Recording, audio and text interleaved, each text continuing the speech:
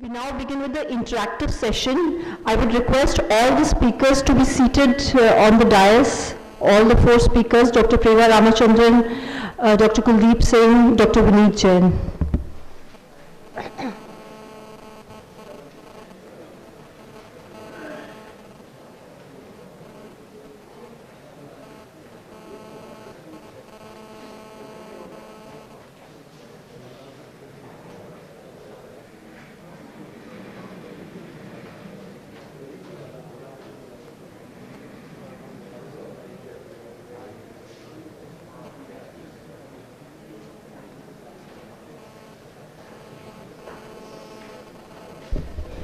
The audience is welcome to ask questions from our eminent speakers.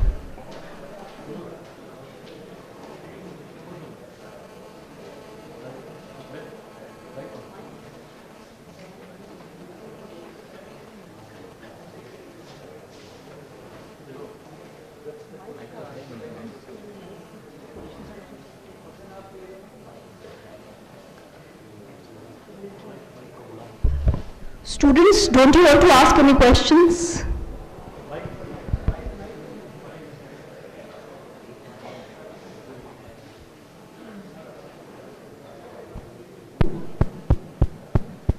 You can clear your doubt because you have to, you will be reassessed after this. Suppose you have done something wrong in previous assessment, you can improve by clearing your doubts. Yes.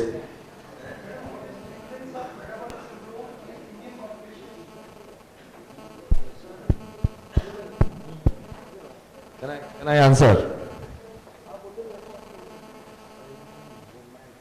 Unlike cancer registry in this country, we have no diabetes registry, so no registry for metabolic syndrome. Whatever little prevalence we are aware of, they are based on small studies conducted different center.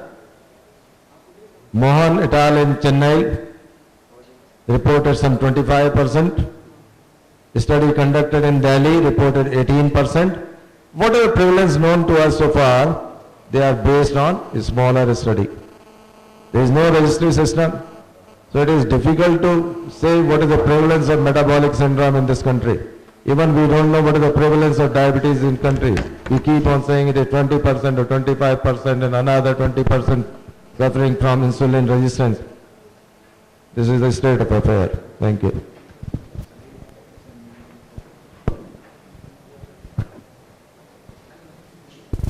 My question to ma'am. In the morning you have shown very good data showing that the prevalence of undernutrition as well as overnutrition. On one hand we are decreasing undernutrition and the overnutrition is increasing. But the figures if we see, almost if you add up both under and overnutrition, the figures turns out to be around 50%. The data which you had shown, we are saying that over the period, over the last 2-3 decades, the undernutrition is decreasing and overnutrition is increasing. But if we add these two figures, virtually the figure turns out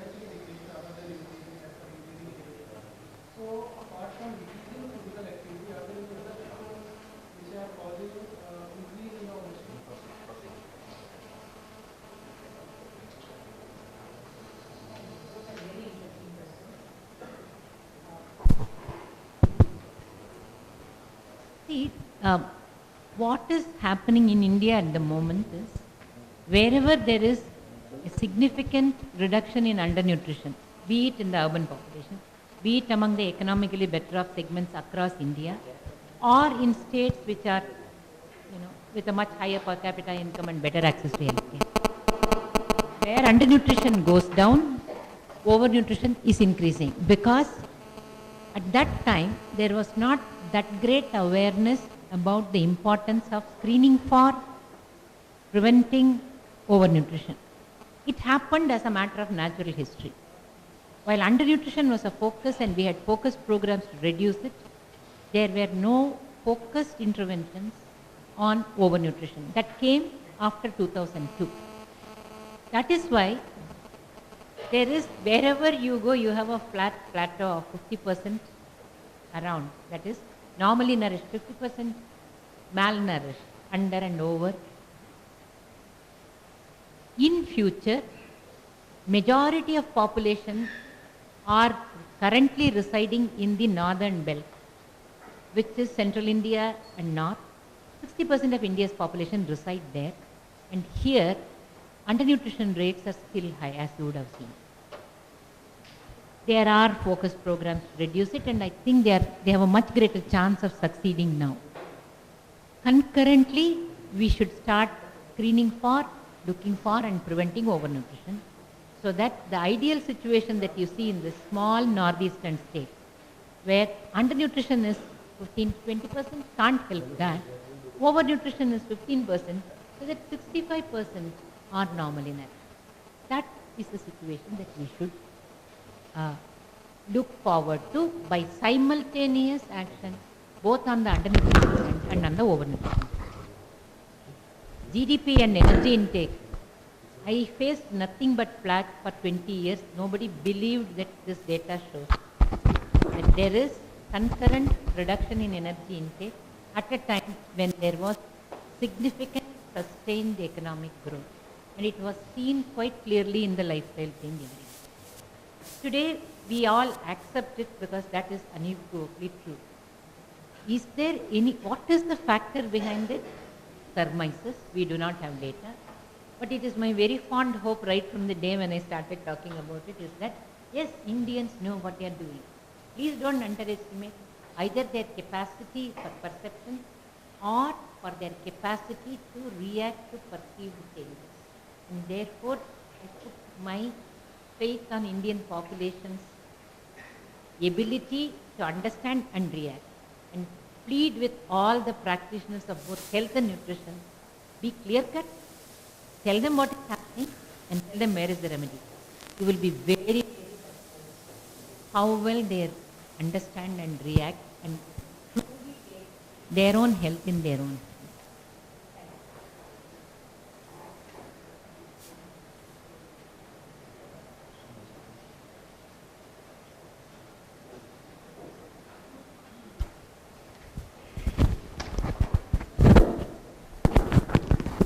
Good afternoon, dear teachers. Ma'am, my question is, the reducing energy consumption in India, is it because of conscious efforts of people or is it because of an inherently better adipose that we have?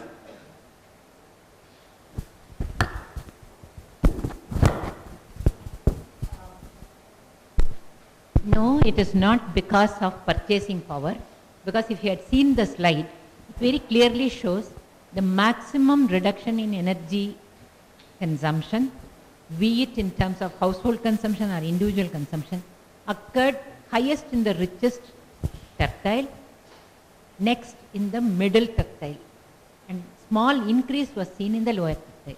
So it has nothing to do with economics. Okay? I thought made my question clear, I guess. Adipose stat, ma'am. I mean to say the inherent tendency of hypothalamus to maintain a normal weight.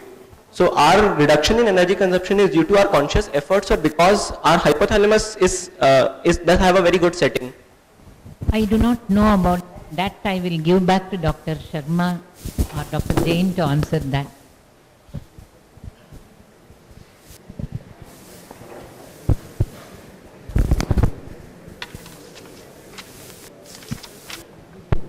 As a matter of fact, I could not get your question. However, I would like to say that Dr. Kuldeep must have also already talked about the thrifty gene hypothesis. I think you have talked about this. And that is the basis if you think about how the thrifty gene, when food is available, how it will act to obesity, but at the time of scarcity, how we consuming our fat in the body, how we spare energy. This is like that. I think that hypothesis will be proper answer for this question. I think this is a very interesting question. And, actually, this is the area of research, and there is a lot of research is still going on this area, because human being is the only animal among all the animals in the planet that they have the adaptive capability, and this adaptability capability of this hypothalamic, even the hypothalamic system, has given at least a wrong lead to the long life also. So there is an adaptation of the hypothalamus to these situation, economical growth and other things, because we are talking about a thrifty phenotype and thrifty genotype both.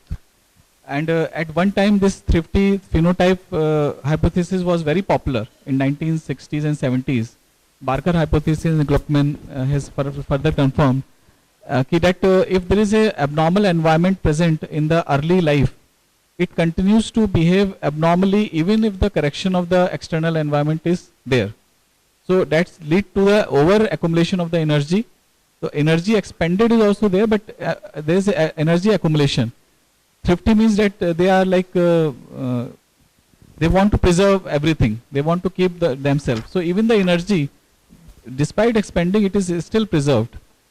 Whereas the thrifty genotype hypothesis says that the genes have got modulated over a period of time, over evolution period. So this theory is coming on nowadays, but still there is no 100% or there is a perfect answer for your question. But this is a very important and very good question. So ask this, keep on asking this question, and probably we may search the answer for that also. Yes. Thank you, sir.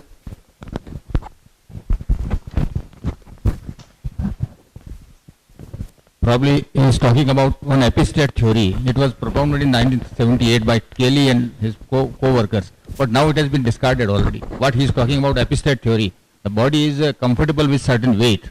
It was same as you are talking rightly. It is epistate theory. What he was talking about, that is adaptive syndrome. Exactly the same thing.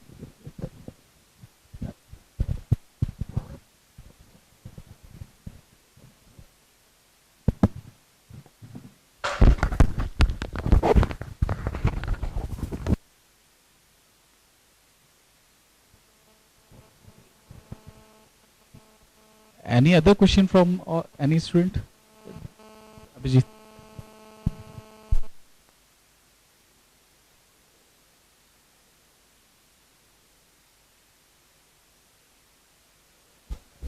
So my question is to Dr. Praveen Sharma.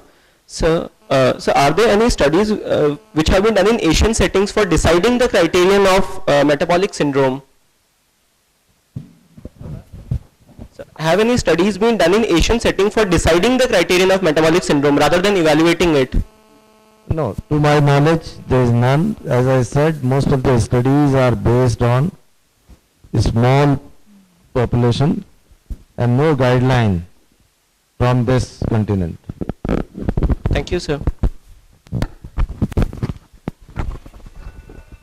If you want to share your experience about these situations, the talk, or in your day-to-day life, day-to-day practice, you can discuss that also.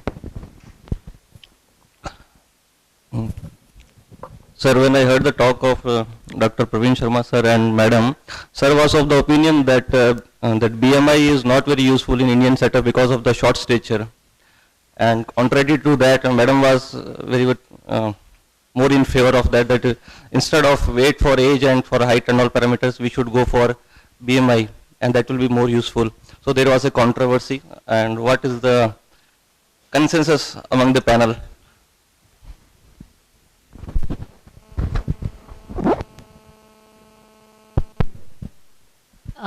Essentially, we have to, the anthropometric parameters that were used for eons was weight. Weight, irrespective of height, because we had problems in taking height. And while in adults we did have a BMI, for anybody below 18 there was no BMI until 2006 and 7. That has to be factored in. there is absolutely no controversy as a controversy, but BMI height alone is not enough, because after certain age people don't grow, and what is happening to nutritional status, height can never be fixed. Height is a cumulative indicator. So what is happening currently, it can't say. Weight on the other hand would do so, and so will BMI, which is a ratio between these two. But BMI is only the beginning, it is not the end, because all the things, as has been elegantly pointed out by everybody, is mediated through adiposity. So that's why I ended by saying, thou shalt start looking at fat. Once upon a time, fat fold thickness measurements, I do not know whether any of you have attempted it. If you take 4 times, you will get 4 different values. So it's a tough job for a medical person to consistently and correctly measure fat fold thickness, and so we gave it up as mere bas ka mein nahi. But today you have instruments which measure not only body fat total but also segmental. That is bioelectrical impedance. Formulation is little difficult. We have worries about Caucasian formula being applied to Indians. But that apart, it at least tells you trends of what is happening, and that should be applied. Clearly, from birth till death, for the same given BMI, every Indian has a much higher body fat. And therefore, all risk factors that flow from it would be more likely to happen at a lesser BMI, which is the reason why there is an advocacy for a Asian BMI of 23. Okay. We need really get good data on it epidemiologically, and once we have it, we can take a call whether we should move towards it or whether we should really depend on fat, or both are difficult, use the biochemical criteria.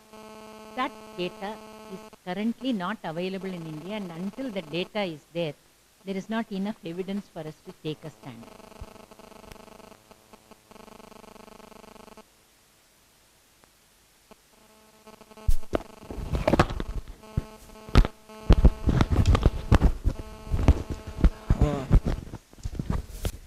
Good afternoon, ma'am.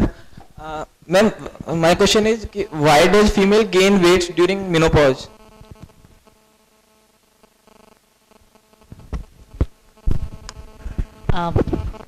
Women gaining weight during menopause is perhaps a myth in terms of its association with menopause.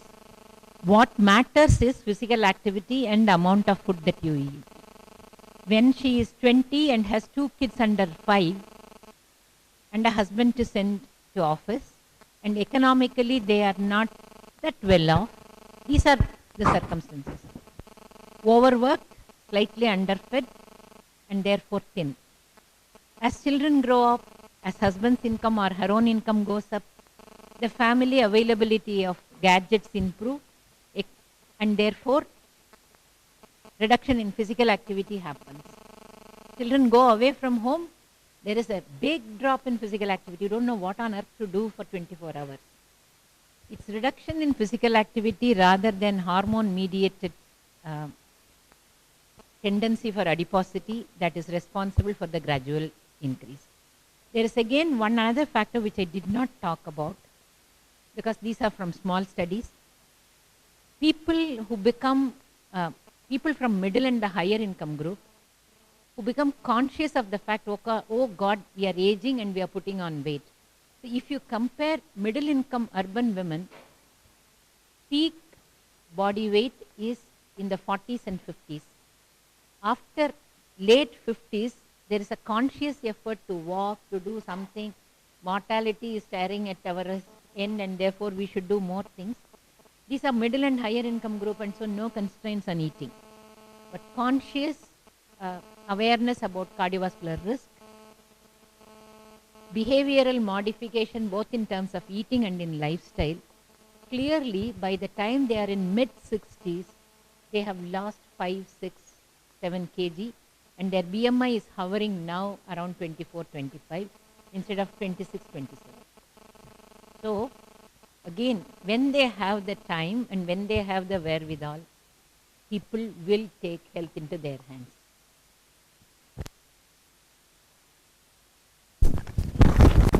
Ma'am फिर males में obesity weight gain commonly 30 to 35 age पे क्यों मिलता है? उनमें भी late ही होना चाहिए? 35 is happening both in men and women. It's essentially reduced physical activity rather than any major change. And what happens in the 40s is everybody is stressed out. They have a daughter to get married, they have a son to be educated, the boss at work is creating complications, you don't get promotions. I mean, whatever. All put together, there is a comfort eating, there is huge reduction in physical activity, and therefore death gain. Why are we saying this?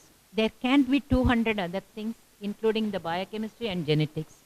But if you talk essentially of biochemistry and genetics, people will say, अच्छा doctor के पास जाना है, उनके पास जांच करना है, क्या होगा पता नहीं. But if you say things that are under your control are the ones that you ought to take care.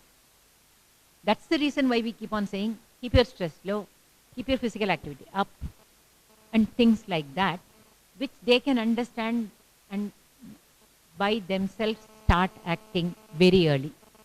Because ultimately, in a country where there are 1.3 billion, which will become 1.5 billion by in another 10, 20 years, you can't be having every services, biochemistry, genetics, provided to all. Even anthropometry will have to be done by themselves, by giving weight, height and the formula to the population. Your health, your hand, you modify, these are the general messages. Please try doing it. We may in fact succeed by taking such a attitude, though it is only part truth. Okay?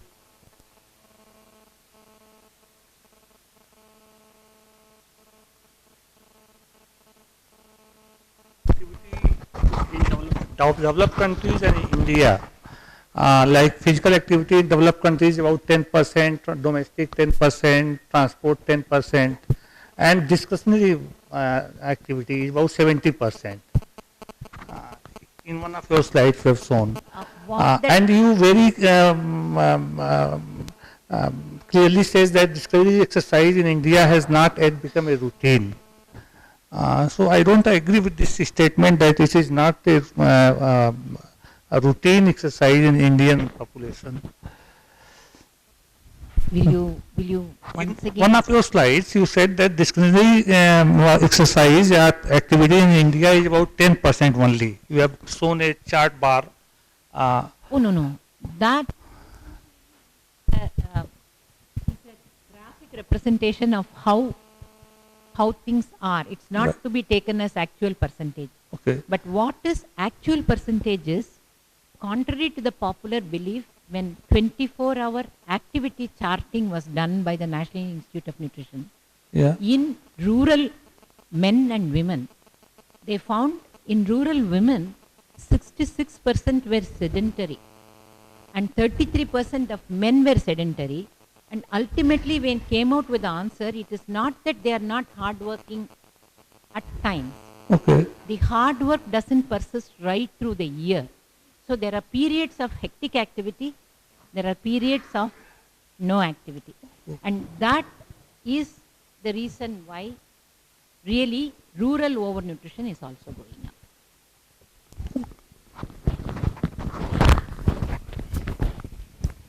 Everybody is now welcome for lunch, and we meet here again at 1:30 p.m. to begin with the next session. Thank you, everyone.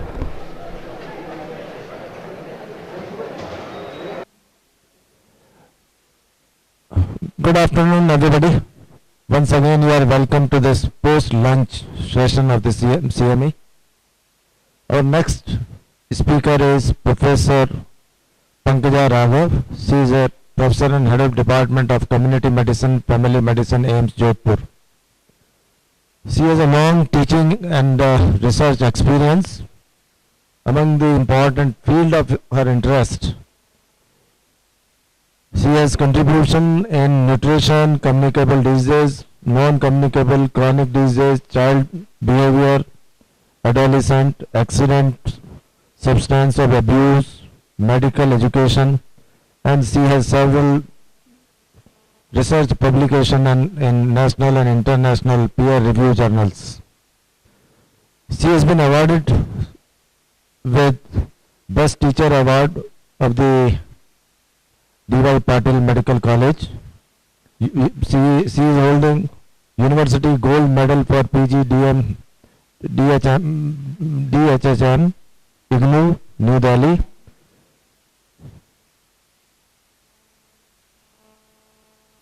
She is a life member of many professional bodies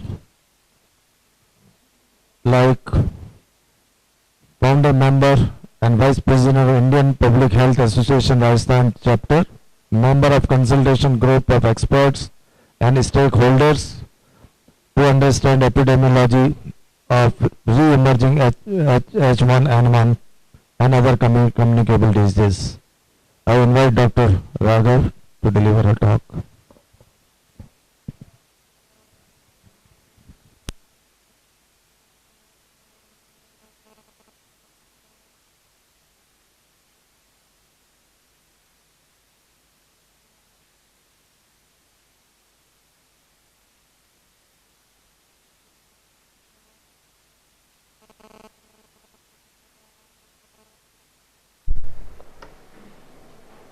My topic is very simple but very, very important for each one of us in this hall. What happens when these lifestyle measures are not followed? This is the situation. So historically we think that being obese is a sign of wealth, but now this is problem for us, for India also.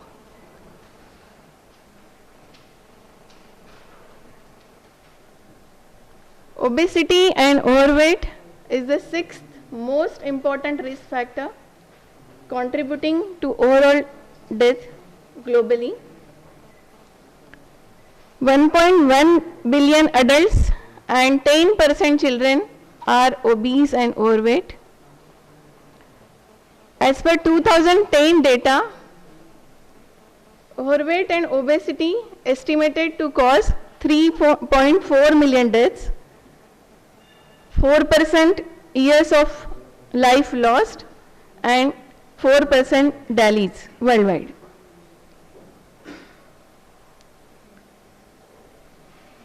Systematic analysis is published in Lancet from 1980 to 2013, so around 33 years, and it clearly shows rising trend.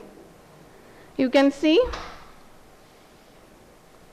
obesity rose by 27.5% in adults, whereas this is alarming figure for children, it is 47.1%. When we look at absolute figures, 857 million in 1980 to now 2.1 billion. So definitely it is global pandemic. India is also not lagging behind. National Family Health Survey 3, it is 15% from earlier figure of 11%. These are all states, you can very well see. Punjab is the leader as far as overweight and obesity is considered. Both males and females, obesity is very high. Rajasthan,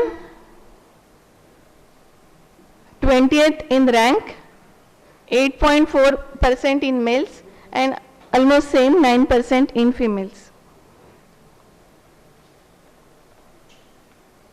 As everybody know, we have carried out this study using WHO STEP Proforma in 2013 and 14. Many of you have participated, 25 faculty, other staff, 110 and few students. This is the picture. We have used both criteria, WHO as well as criteria for Asia. you can see this is 57.39% as per WHO criteria, normal, which is reduced to 45.36% because of the cutoff point of 23. Overweight and obesity is also increased, very high amongst all of us. Associated factor, you can see consumption of vegetables and fruits. It is only 2.73 mean number of days in a week all of us consume fruits. Vegetable, okay, every day almost. But when we look at the WHO guidelines of 5 servings, 90.37% they do not consume it. Mean number of servings in one particular day, it's again less. We consume only 1.39 and 2.16. Both together it's 1.77.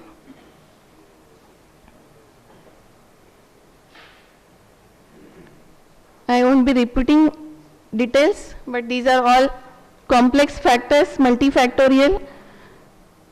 I will be dealing with eating habits and physical activity.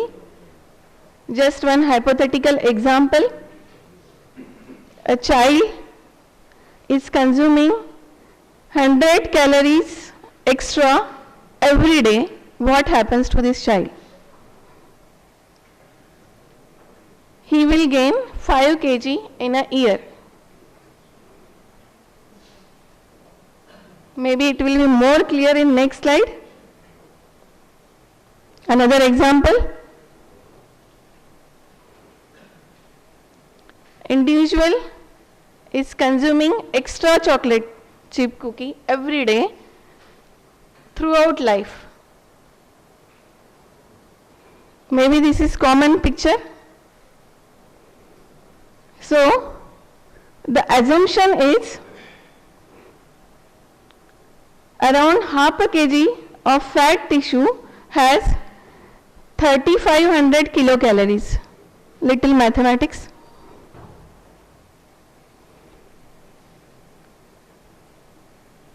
The person, individual, is consuming 60 kilocalories per day.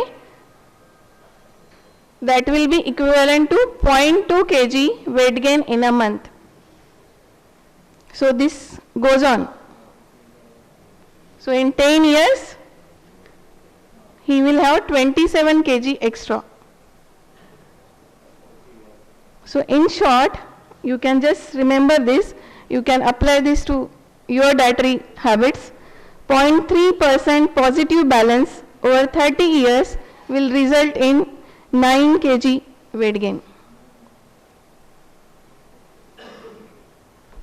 This again I won't be going into details, but that definitely shows what is the risk of other morbidities with obesity and overweight.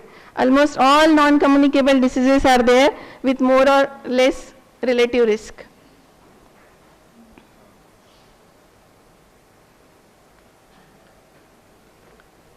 While addressing the problem of overweight and obesity, we have to see for all anthropometric measurements, weight, height, BMI, fat percentage. But the principle is, and great news is, obesity is both preventable and treatable. Preventable portion is easier than treatment. So better to prevent obesity and overweight. So before planning for weight management program, physical activity or diet plan, we have to first assess a patient. These guidelines already you know. This is WHO criteria. In earlier slide also you have seen how criteria was changed and how figures were changing.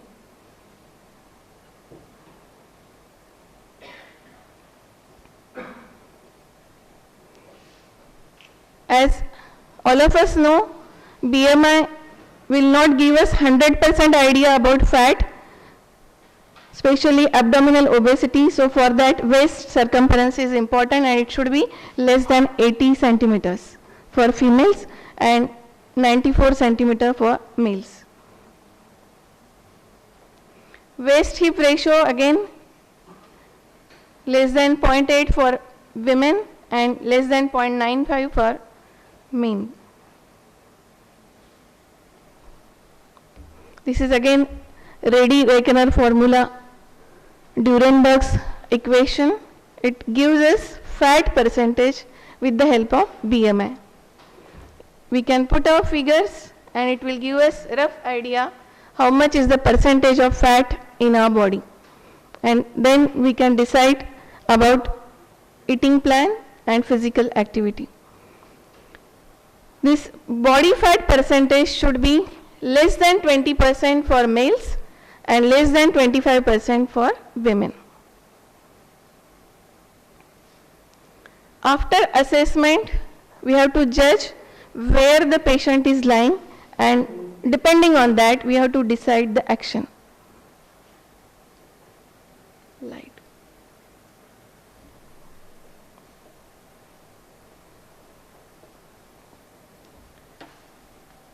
For normal BMI,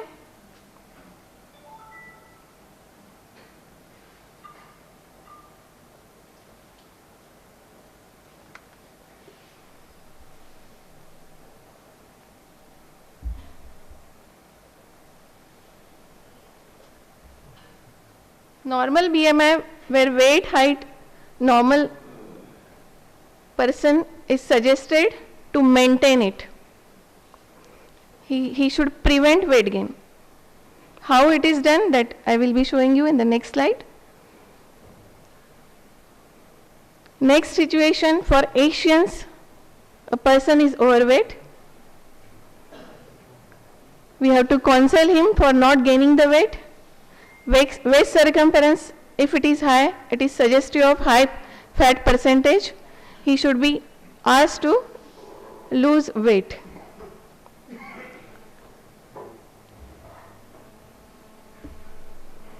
When patient decides about weight management program, he has different feelings.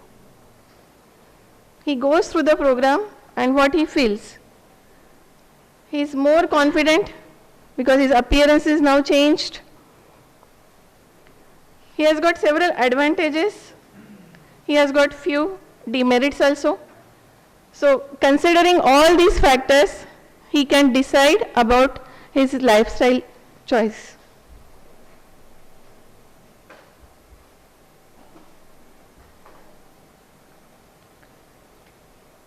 Weight control program is not a quick fix. We have to plan it according to the body weight. It should be slow, it should not be rapid, otherwise there will be weight cycle. There will be weight reduction, weight gain, and that goes on. So, while planning weight management program, BMI should be in the normal range. We have to plan initially the weight loss of around 5 to 10% for a few months, maybe around 6 months. It can be planned as weight loss of 1 to 2 pounds per week for a period of 6 months. Later on, again we can decide as far as the gain or the loss is considered.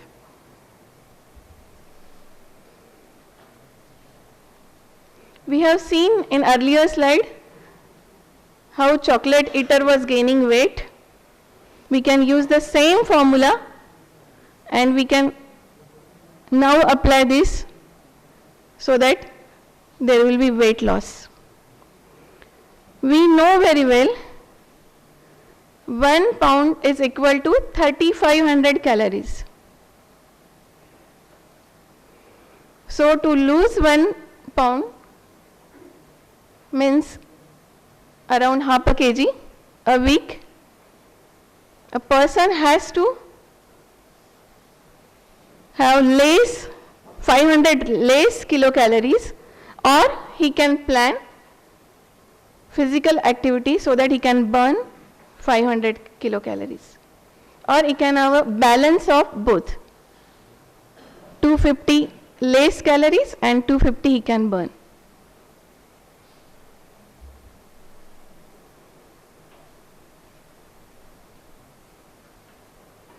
Physical activity is definitely an integral part of weight management program. Initially, moderate levels of physical activity, 30 to 45 minutes for 3 to 5 days in a week, and adults should maintain that for a long term. Usually it is seen initially the weight loss is faster. They gain confidence, they stop that program, they regain the weight. That cycle goes on.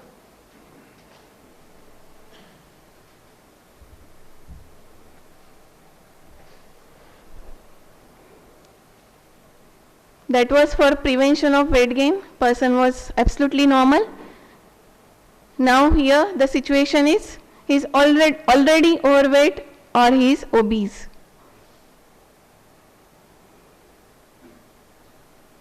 Usually overweight obese persons, they have the concept that once they join diet program, they have consulted the doctor, it will be quick fix, it will be a miracle. It's not that simple. Eat less, do more and lose weight. It's not that easy. So making changes in your diet, in your eating habits, in your exercise pattern will help you in gradually losing the weight, maintaining the weight.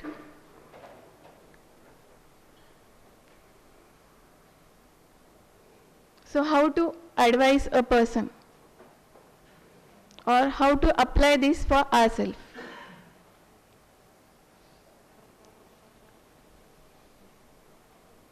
When there is a balance between intake and expenditure, body works best.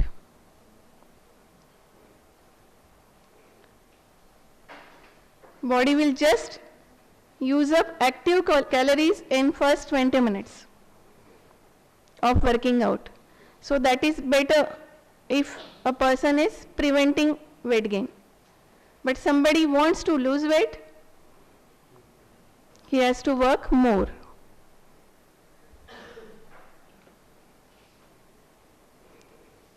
This is my activity pyramid. So it is available. You can work for yourself and you see where you are. You can see at the top, maybe it is opposite of the pyramid for few of us. So sleeping, sitting activities, watching TV should be minimal. It is the tip. Whereas daily routine activities, household work, walking, this should be carried out on daily basis. Then we have aerobic exercises, stretching exercises. Maybe you can plan it 3 to 5 days in a week. These guidelines are also available. What kind of activities you are carrying out, for how long you are carrying out, and what is your weight. Depending on that, there will be calorie reduction.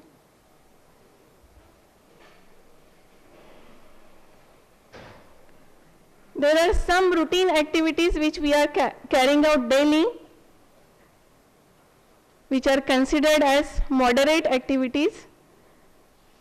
Some are generally carried out and some activities are the sport activities. Maybe simply walking on the staircase for 15 minutes, very good activity.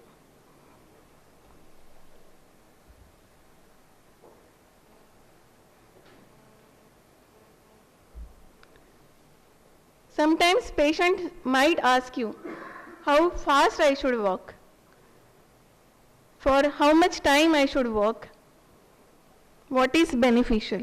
So 30 minutes of moderate and intensity physical activity, maybe brisk walking, swimming every day is useful.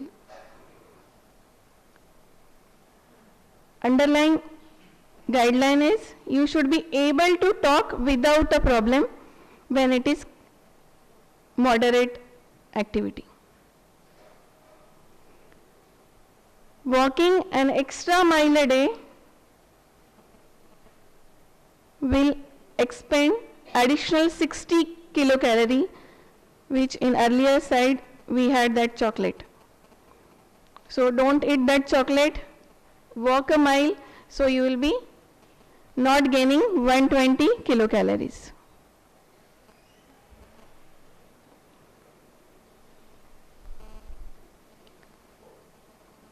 Now you want to prevent the weight gain on long term basis, and you want to also lose weight. So both the groups are catered here. Moderate to vigorous exercise for an hour a day, and you do it more if you want to lose your weight.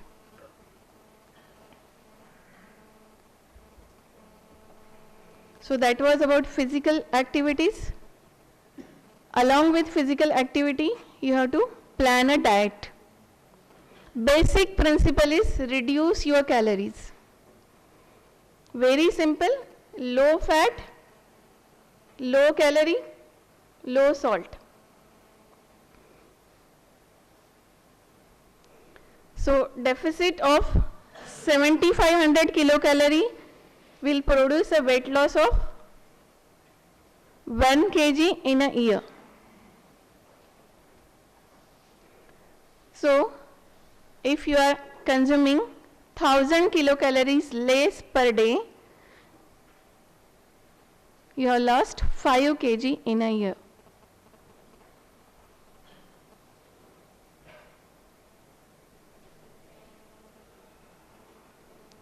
Sorry, 1 kg in a week.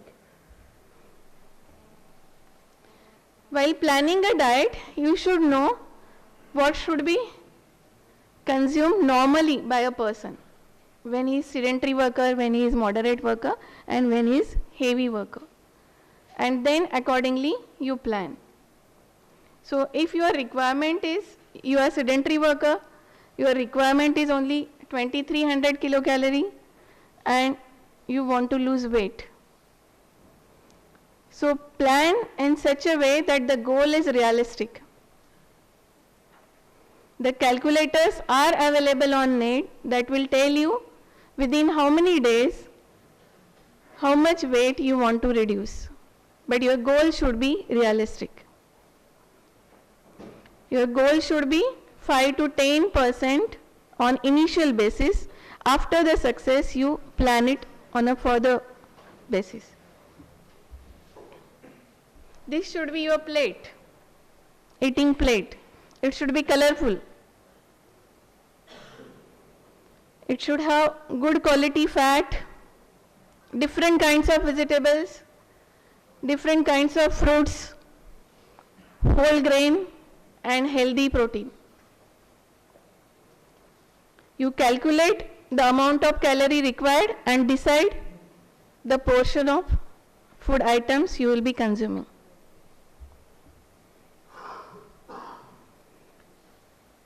This is the diet suggested for reduction of blood pressure.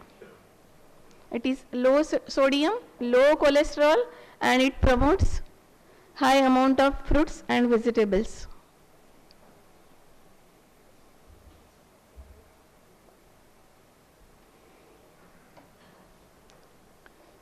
As far as the principles of prevention and management of overweight and obesity is considered, there are 4 key strategies.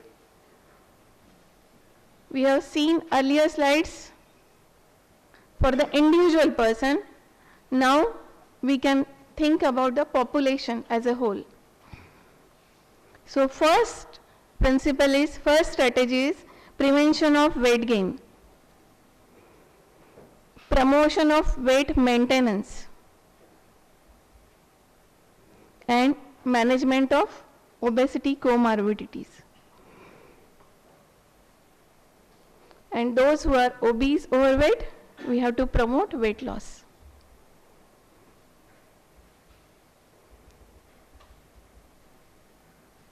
We always talk about 3 levels of prevention. Here also it is 3 levels of prevention, but spelled out differently. First level is universal prevention, where we talk about whole population. We are preventing obesity and overweight in population. Selective prevention is directed at high risk group, maybe those who have family history, those who have sedentary practices. So it is targeted for high risk population.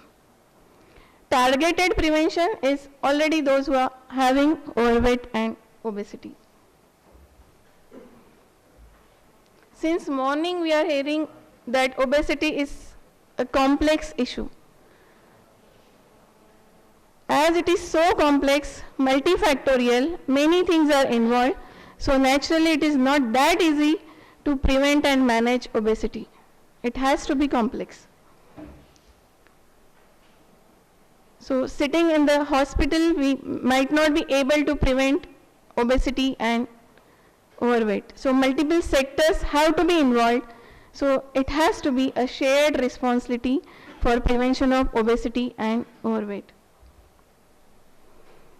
So everybody has to play a role: government, consumer, industry, media. Not only that, at international level also. So nationally we have food-based dietary guidelines. We have national commitment to obesity control. At WHO level, we have WHO consultation on obesity. There are possible policies to overcome this issue. We can have laws and regulations for marketing, for having mandatory nutritional labeling on the food items. This is, you can see, it is traffic light food label.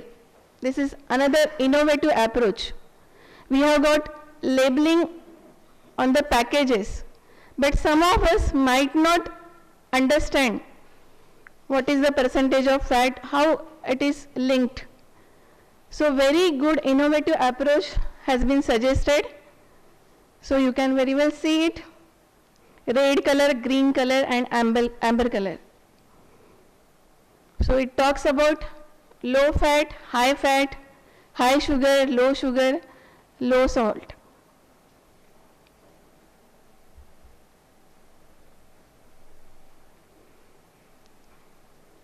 We can have economic incentives also, tax changes to alter patterns of food consumption, public subsidies on healthy foods, reduce car tax for those who use public transport during weekdays. We can follow food and catering standards, develop nutrition standards and guidelines which we have already developed. We can have guidelines for school meal program, workplaces meal program, and meal programs for prisoners.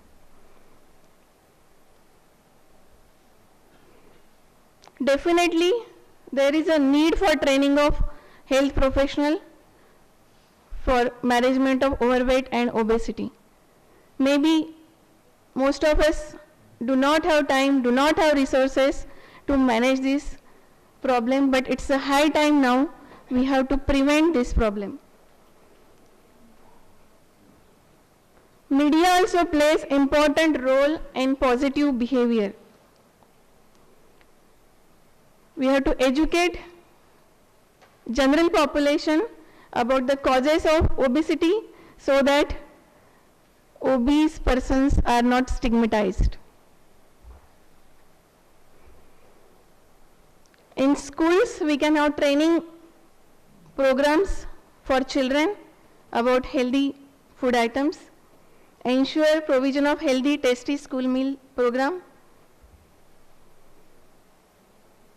So if everybody participates from individual to government level to WHO level, yes, definitely we can solve this problem of obesity and overweight.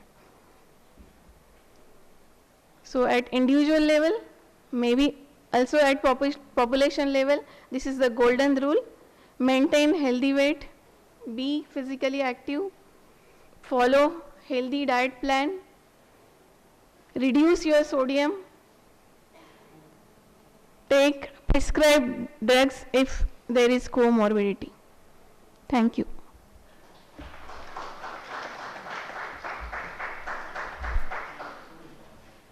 Thank you, Dr. Pankaja, for this presentation. Overall, lifestyle changes, exercise, diet, everything at the primary, secondary and tertiary level.